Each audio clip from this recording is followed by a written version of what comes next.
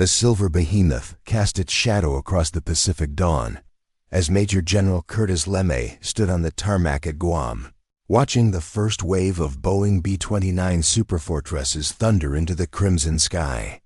It was March 9, 1945, and the fate of Japan's industrial heartland hung in the balance of what would become the most devastating air campaign in human history. The sleek aircraft, each carrying 10 tons of incendiary bombs, represented the culmination of American industrial might and strategic bombing. Doctrine that would reduce entire cities to ash and forever alter the nature of warfare. LeMay had arrived in the Mariana Islands just months earlier, inheriting command of the 21st Bomber Command from Brigadier General Haywood Hansell. Where Hansell had pursued precision daylight bombing from high altitudes, LeMay would revolutionize the campaign with a radical new approach that would make the skies over Japan a furnace of destruction. The general understood that Japan's war machine depended not on massive factories like those in Germany, but on thousands of small workshops and cottage industries scattered throughout densely populated urban areas. To cripple Japan's ability to wage war, he would have to burn their cities to the ground. The strategic bombing campaign against Japan had begun in earnest following the capture of Saipan, Tinian, and Guam in the summer of 1944. These islands, now transformed into massive air bases, brought the Japanese home islands within range of the B-29, the most advanced bomber in the world. With its pressurized cabin, remote-controlled gun turrets, and unprecedented range, the superfortress was designed to strike deep into enemy territory from altitudes where fighter interception was nearly impossible. Yet the early missions had proven frustratingly ineffective. High-altitude bombing runs at 30,000 feet encountered fierce headwinds from the jet stream, scattering bombs far from their intended targets. Japanese fighters, though outclassed, continued to exact a toll on the American formations. Most critically, the precision bombing doctrine that had shown promise in Europe seemed ill-suited to Japan's unique industrial landscape, where aircraft parts and munitions were manufactured in countless small facilities integrated into residential neighborhoods. As LeMay watched the final bombers of the first wave disappear into the western sky, he knew this night would mark a turning point in the Pacific War. His aircraft were flying lower than ever before, between 5,000 and 8,000 feet, stripped of most offensive armament to carry maximum bomb loads. Instead of high explosive bombs, their bellies were filled with clusters of M69 incendiary bombs, each designed to spread jellied gasoline across Japanese structures, built primarily of wood and paper. The target was Tokyo, a sprawling metropolis of over 3 million souls, where countless small factories produced everything from aircraft components to military uniforms. Intelligence reports indicated that 40% of the city's industrial capacity was concentrated in residential areas, making it impossible to distinguish between military and civilian targets. Tonight's raid would test whether America's new doctrine of area bombing could break Japan's will to continue fighting. The implications of this shift in strategy weighed heavily on every man involved in the operation. They were crossing a line from which there could be no return, abandoning the pretense of precision for the brutal mathematics of total war. As the sun climbed higher over the Pacific, painting the clouds in shades of gold and crimson, the die was cast for a campaign that would reshape not only Japan's cities but the very nature of modern warfare itself. The genesis of Operation Meeting House, as the Tokyo raid was designated, lay in the frustrating months that had preceded it. Since November 1944, when the first B-29 had struck Tokyo from Saipan, the 21st Bomber Command had launched raid after raid, with disappointing results. Flying at extreme altitudes to avoid anti-aircraft fire, the superfortresses had encountered the full fury of the jet stream, a river of air moving at speeds exceeding 200 miles per hour that scattered their bombs across the Japanese countryside. Like leaves in a hurricane. General Henry Arnold, commanding the Army Air Forces from Washington, had grown increasingly impatient with the lackluster performance of his most expensive weapons program. The B-29 had cost more to develop than the Manhattan Project, and Congress was demanding results that justified the enormous expenditure. Arnold's cables to the Marianas grew sharper with each passing week, making it clear that careers hung in the balance of the bombing campaign's success or failure. LeMay had arrived at his headquarters on Guam in January 1945 with a reputation forged in the skies over Europe. As commander of the 3rd Bombardment Division, he had pioneered formation flying techniques that reduced bomber losses while increasing accuracy.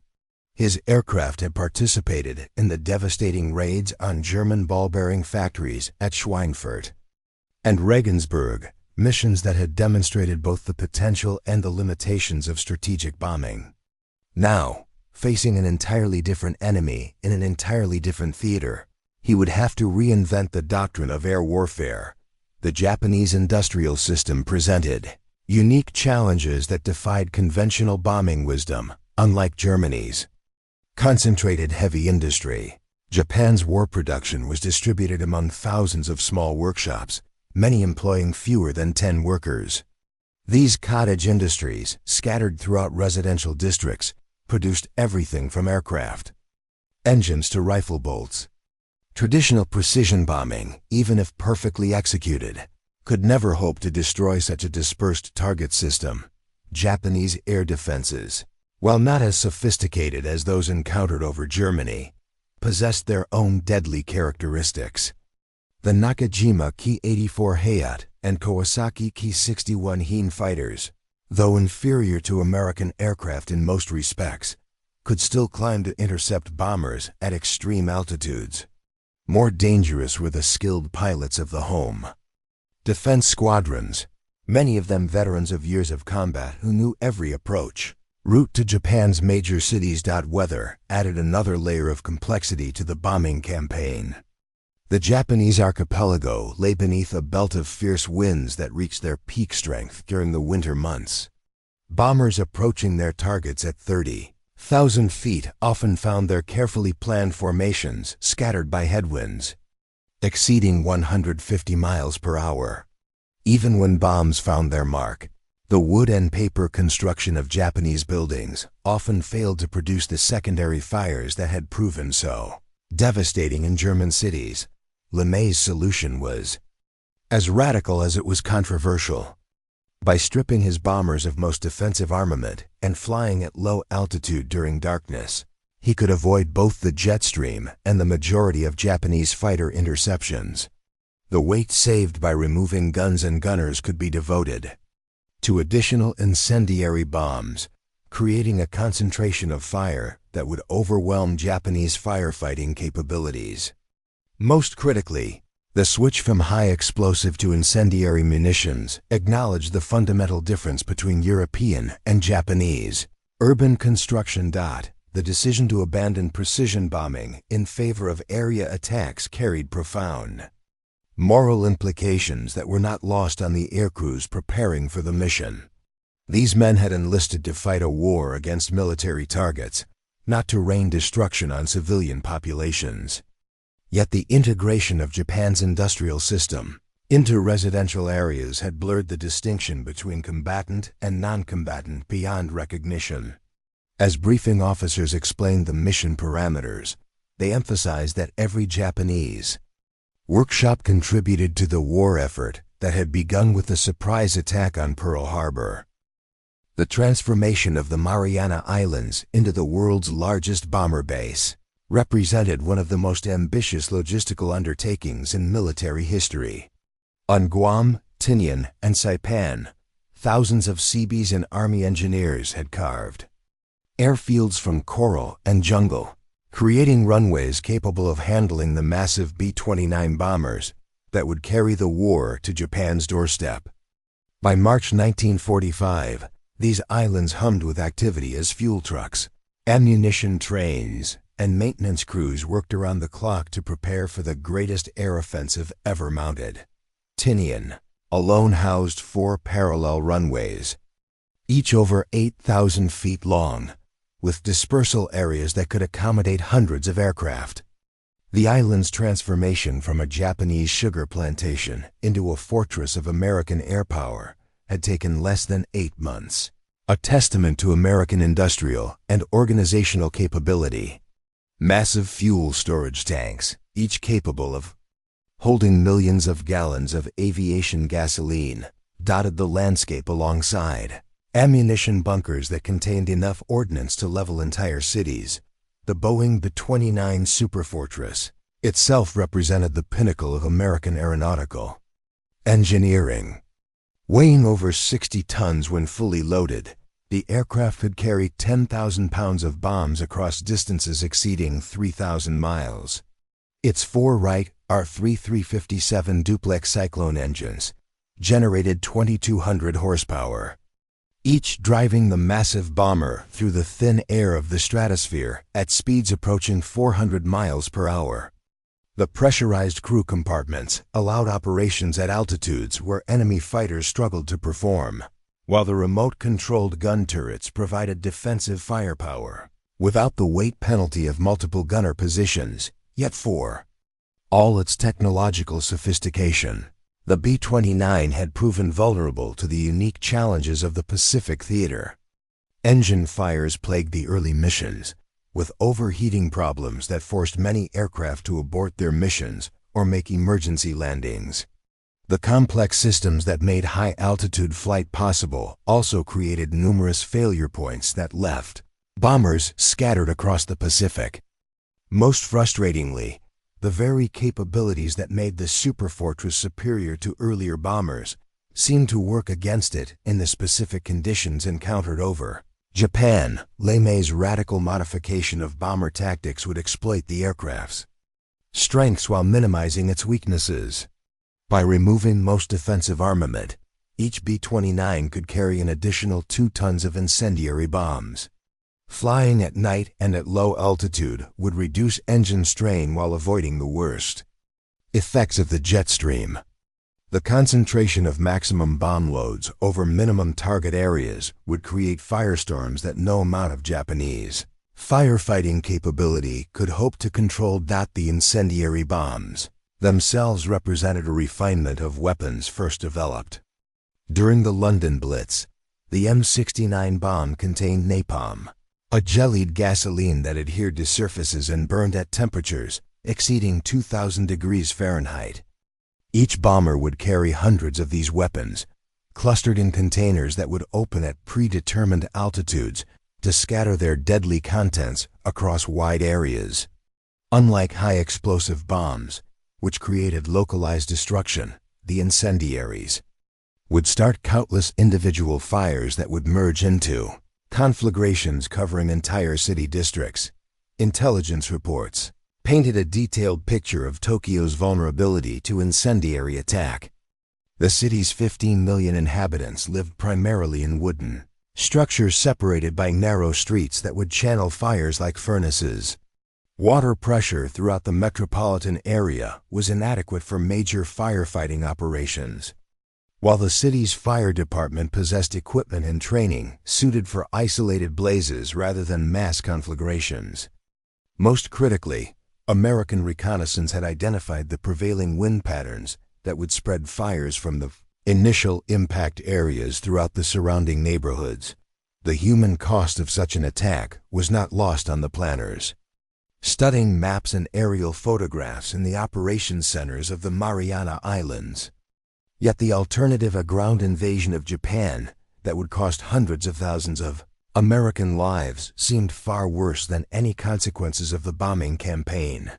As March 9th dawned clear and calm across the Pacific, 334 B-29 bombers prepared to carry out a mission that would test the limits of both technology and moral resolve in the pursuit of victory. At 2100 hours on March 9th, 1945, the first elements of the largest bomber formation ever assembled in the Pacific theater began their takeoff roll from the coral runways of the Mariana Islands. Wing Commander Thomas Power, leading the Pathfinder aircraft from the 505th Bombardment Group, lifted off from Tinian into a star-filled sky, his B-29 heavily laden with incendiary bombs and navigation equipment that would guide the main force to their target.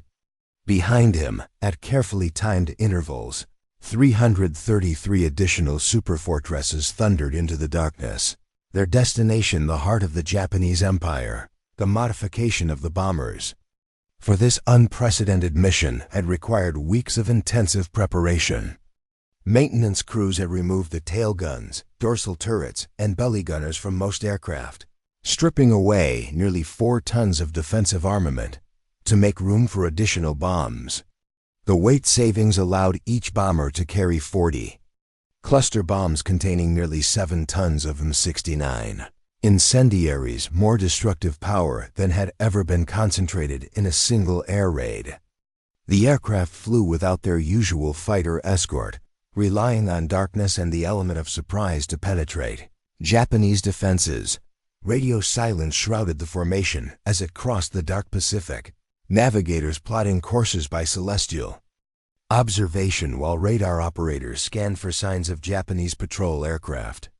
The bomber stream stretched across hundreds of miles of ocean, its approach timed to consummate maximum firepower over Tokyo in the span of less than 3 hours. Weather reconnaissance aircraft had reported favorable conditions over the target area, clear skies with winds that would spread fires throughout the densely packed districts of Japan's capital. As the formation approached the Japanese coast, the first signs of enemy reaction began to appear on radar screens. Japanese early warning stations had detected the incoming raid, alerting Air Defense Headquarters in Tokyo to prepare for what appeared to be another high-altitude precision bombing attempt. Air raid sirens wailed across the city as blackout procedures went into effect, but few citizens sought shelter in the flimsy wooden structures that served as their homes. Previous American raids had caused minimal damage, leading many to believe that their city's distance from the Mariana Islands provided some measure of protection. The Pathfinder aircraft reached Tokyo Bay at 0 hours 15 minutes on March 10th, flying at an altitude of just 5,000 feet through scattered anti-aircraft fire. Japanese searchlights swept the sky, but the low approach and darkness made target acquisition difficult for the defending gunners. Power's bombardier released the first cluster of incendiaries over the Shitamachi district, an area of small workshops and crowded residential neighborhoods that intelligence had identified as critical to Japan's war production effort. The M69 bombs scattered across a grid pattern covering several city blocks, each incendiary creating a pool of flaming napalm that ignited the dry wooden structures with devastating efficiency. Within minutes, dozens of individual fires had merged into a growing conflagration that illuminated the night sky with an orange glow visible from 50 miles away. The Pathfinder's success in marking the target area was exceeded only by the speed with which the fires spread through neighborhoods that had been built without consideration for modern firefighting techniques. Following the Pathfinders at 5-minute intervals, wave after wave of B-29 bombers appeared over Tokyo, their bomb bay doors opening to release thousands of incendiary clusters across the designated target zones. The concentration of firepower was unprecedented in the history of warfare. More than 2,000 tons of incendiaries fell on a 16-square-mile area in less than 3 hours. Each successive wave found their targets more clearly marked by the fires started by their predecessors, creating a self-reinforcing cycle of destruction that overwhelmed every attempt at organized resistance. Japanese fighters rose to meet the attackers, but the low-altitude approach and darkness severely hampered interception efforts. The few successful attacks on American bombers were offset by the vulnerability of Japanese aircraft to ground fire from their own anti-aircraft defenses, creating confusion that further reduced the effectiveness of the air defense response.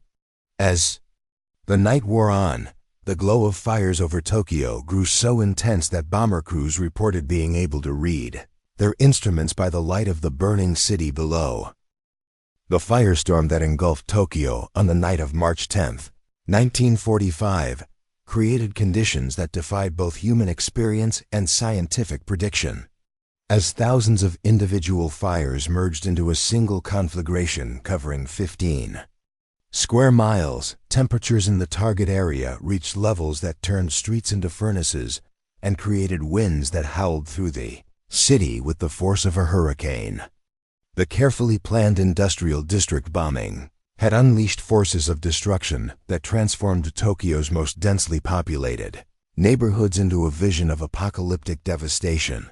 The phenomenon of the firestorm had been observed in previous bombing raids, most notably during the Royal Air Force attacks on Hamburg in July 1943, but never on the scale that now consumed Japan's capital. As the fires spread through the Shitamachi district, they created their own weather system, drawing oxygen from surrounding areas with such intensity that winds exceeding 70 miles per hour swept through the streets. These cyclonic forces carried burning debris across miles of the city, starting new fires faster than human effort could possibly contain them. Tokyo's fire department, already overwhelmed by the sheer number of simultaneous blazes, found their equipment useless against the intensity of the conflagration. Fire trucks attempting to reach the burning districts were trapped by falling debris and blocked by crowds of refugees fleeing the advancing flames. Water mains, damaged by the heat and the weight of collapsed buildings, provided insufficient pressure for firefighting operations that would have required resources far beyond what any city possessed. Many firefighters abandoned their posts as the flames advanced, joining the streams of civilians seeking escape from the approaching inferno. Human tragedy unfolding in Tokyo's streets exceeded the worst nightmares of warfare's catastrophes. Families clutching their few remaining possessions struggled through smoke-filled streets where visibility was reduced to mere yards. The traditional wooden bridges spanning Tokyo's numerous canals became death traps as panic-stricken crowds pressed forward into rivers that offered no protection from the falling sparks and burning debris. Many who reached the water discovered that even the rivers were heating to temperatures that made survival impossible. American bomber crews, flying through the ascending columns of superheated air, reported turbulence so severe that several aircraft were thrown completely out of control. The thermal updrafts created by the fires below lifted some bombers thousands of feet in seconds, while others were slammed downward toward the burning city. Several B-29 aircraft suffered structural damage from the extreme conditions, with some losing engines to the debris-filled air that rose from the conflagration like a volcanic eruption. The systematic nature of the destruction became apparent as dawn approached and the full extent of the devastation came into view. The carefully planned bombing pattern had created a firestorm that consumed not only the intended industrial targets, but entire residential districts that housed hundreds of thousands of civilians. The N-69 incendiaries, designed to adhere to surfaces and burn at extreme temperatures, had proven devastatingly effective against construction that relied primarily on wood and paper materials. By sunrise on March 10th, the fires had consumed over 250,000 buildings across 16 square miles of Tokyo, an area larger than the entire city of San Francisco. The temperature in the target zone had exceeded 1,800 degrees Fahrenheit, hot enough to melt steel and turn human bodies to ash. Reconnaissance photographs taken later that morning revealed a landscape of total destruction. Where once had stood one of the world's great cities, only charred foundations and twisted metal remained visible through the drifting smoke. This context is taken from the United States Strategic Bombing Survey. The death toll from the Tokyo raid would eventually be estimated at over 100,000 killed and 1 million made homeless, making it the single deadliest air raid in human history.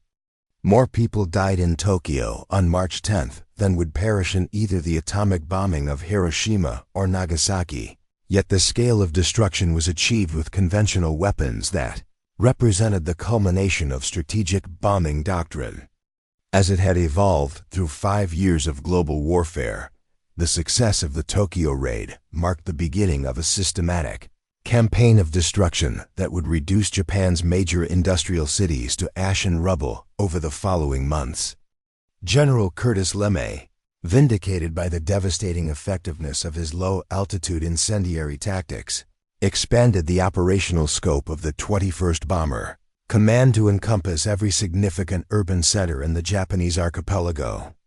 By the end of March 1945, the B-29 fleets based in the Mariana Islands were launching raids every few days, each one bringing fresh devastation to Japan's increasingly defenseless cities. Osaka, Japan's second-largest industrial center, fell victim to the bombers on March 13th, when 274 B-29 aircraft delivered over 1,700 tons of incendiaries across the city's core manufacturing districts.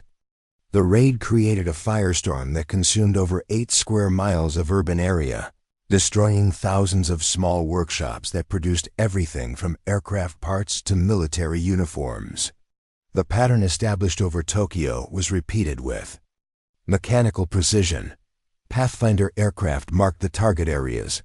Main force bombers saturated the designated zones with incendiaries, and fires spread beyond all possibility of control. Kobe followed on March 16th, with 307 superfortresses striking the port city that served as a critical link in Japan's supply chain. The bombing destroyed dock facilities, warehouses, and residential areas where maritime workers lived, effectively eliminating one of Japan's most important harbors from contributing to the war effort. Nagoya, center of Japan's aircraft production, was struck repeatedly throughout March and April, with raids that targeted the factories of Mitsubishi, Kawasaki, and other companies that had built the fighters and bombers used in the attack on Pearl Harbor. The Japanese response to the escalating air campaign revealed both the determination and the desperation of a nation facing inevitable defeat. Fighter squadrons, already weakened by years of attrition and shortages of fuel and trained pilots, threw their remaining aircraft against the American formations with tactics that bordered on suicidal. Young pilots, many with fewer than 100 hours of flight time, attempted ramming attacks against the heavily armed bombers, sacrificing their lives in desperate attempts to disrupt the raids. Ground-based air defenses proved equally inadequate against the low-altitude night attacks that had replaced the high-altitude daylight missions of the campaign's early phase. Anti-aircraft guns designed to engage bombers at 30,000 feet could not traverse quickly enough to track aircraft flying at 5,000 feet through the darkness. Searchlights, effective against isolated intruders, were overwhelmed by formations of hundreds of bombers approaching from multiple directions simultaneously. The civilian population of Japan's cities faced choices that no human being should ever confront.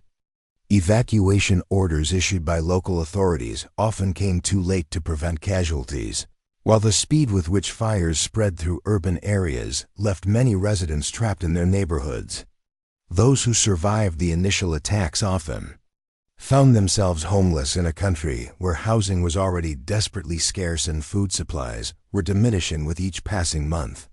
Japanese industrial production, already strained by years of warfare and the American submarine campaign against merchant shipping, began to collapse under the relentless air attacks.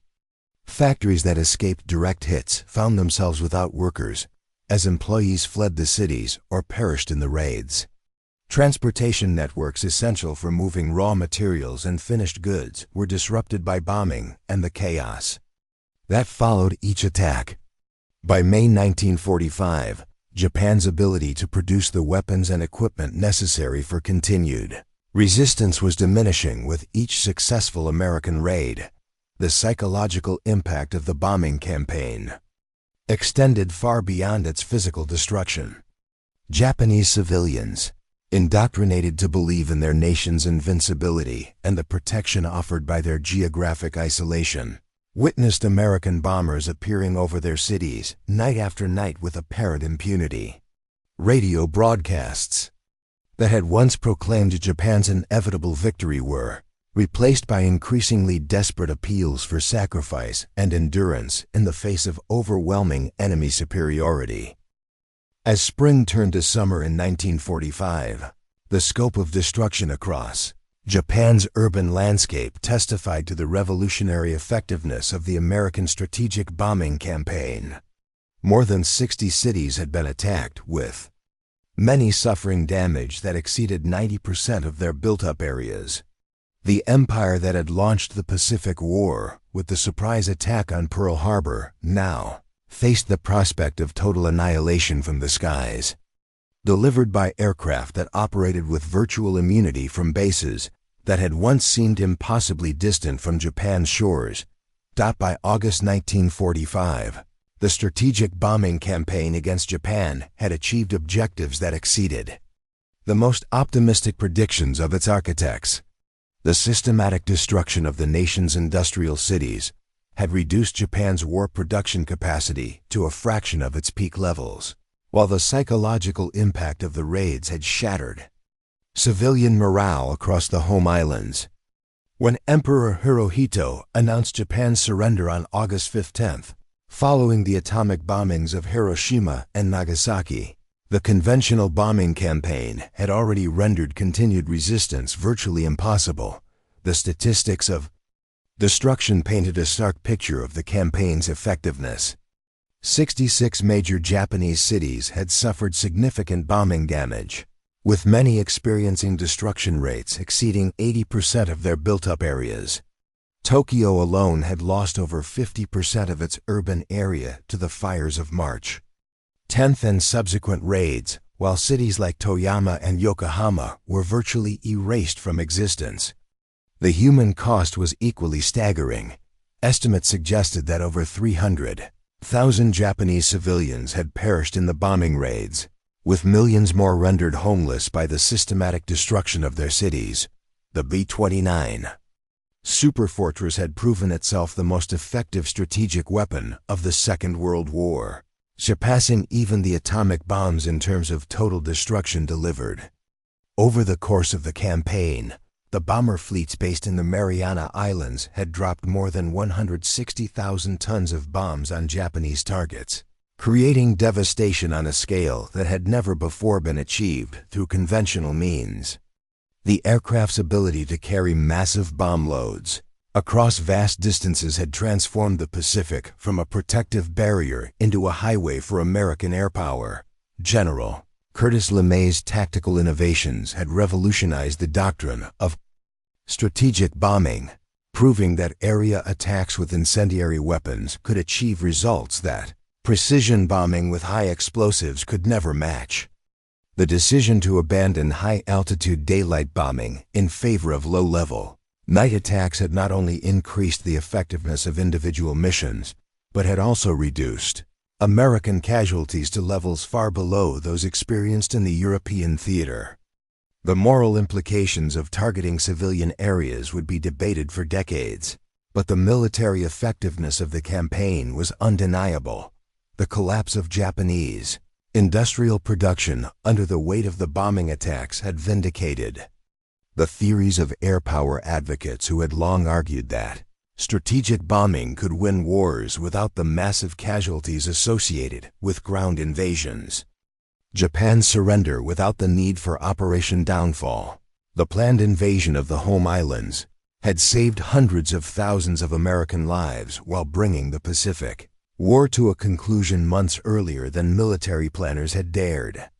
Hope. The legacy of the strategic bombing campaign against Japan extended far beyond the immediate achievement of victory in the Pacific War. Devastation wrought by conventional weapons had demonstrated the potential for air power to achieve decisive results against industrial nations, while also revealing the terrible human costs that accompanied such campaigns. The images of destroyed cities and homeless populations would influence military doctrine and international law for generations to come. As the smoke cleared over Japan's ruined cities in the autumn of 1945, the world witnessed the dawn of a new era in warfare. The ability to project devastating force across vast distances had fundamentally altered the strategic balance of power, making geographic isolation no longer a guarantee of security. The B-29 bombers that had laid waste to Japan's industrial zones had proven that no nation, regardless of its natural defenses, could escape the reach of determined enemies possessed of sufficient technological capability and industrial resources. The men who had flown those missions returned home as veterans of a campaign that had changed the nature of warfare forever. They had participated in the development and execution of tactics that would influence military thinking for decades, while also grappling with the moral complexities of warfare in the modern age. Their achievement in bringing the Pacific War to a successful conclusion was undeniable, even as the methods they had employed raised questions about the fine boundaries of acceptable conduct in armed conflict. The American B-29 strategic bombing campaign against Japan stood as testament to both the devastating potential of modern warfare and the industrial capacity that had enabled the United States to project power across the globe. In laying waste to Japan's industrial zones through relentless air raids, the campaign had achieved its strategic objectives while demonstrating that the age of total war had reached its ultimate expression in the skies over the Pacific.